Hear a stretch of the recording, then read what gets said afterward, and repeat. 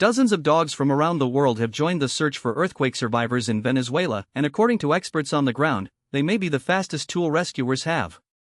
140 specially trained search and rescue dogs, mobilized from 21 countries, are now working alongside emergency teams trying to locate people still trapped beneath the rubble left by two powerful earthquakes that struck northern Venezuela last Wednesday.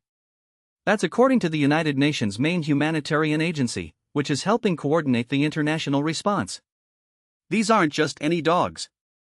They're trained to do something remarkable: pick up the scent of a living person buried under collapsed concrete and debris, and communicate that location to their handlers. Ryan Gray, a canine handler with Canine Search and Rescue Northern Ireland, explained how it works. Once a dog is deployed to a collapsed building, it can alert to a human scent in as little as 2 minutes. The dog's body language shifts: it stares at the handler for a moment, then barks. That bark is the signal. That's where you dig. Gray was speaking on Sunday before flying to Colombia with his partner, a 10-year-old black Labrador named Max, hoping to enter Venezuela through its partially reopened Simón Bolívar International Airport. And he's seen this work firsthand.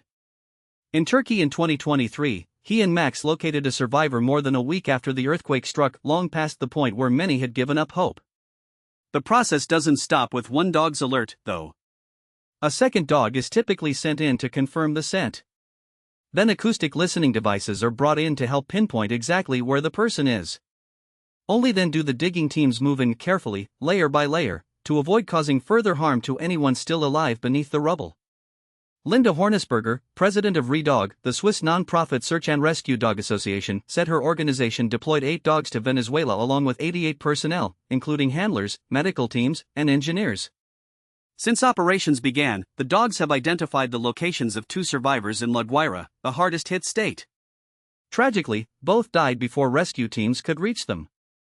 Hornisberger said that, while heartbreaking, this is not uncommon, and it underscores just how urgent the effort remains.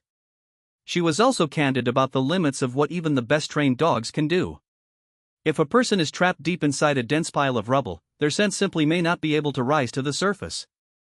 That's why ReDog's teams have focused their efforts on buildings that collapse like a pancake, floors falling relatively intact on top of one another. That type of collapse can leave air gaps between levels, giving trapped survivors a better chance of still being alive, and giving the dogs a better chance of picking up a scent. As the search entered its 4th day on Sunday, the window for finding survivors was narrowing. Hornisberger acknowledged the reality plainly: any rescues at this point, she said, would be miracles. Gray, for his part, held on to the possibility of exactly that, pointing to Turkey as proof that miracles do happen. 140 dogs, 21 countries, and a race against time beneath the rubble of northern Venezuela — that's where things stand today.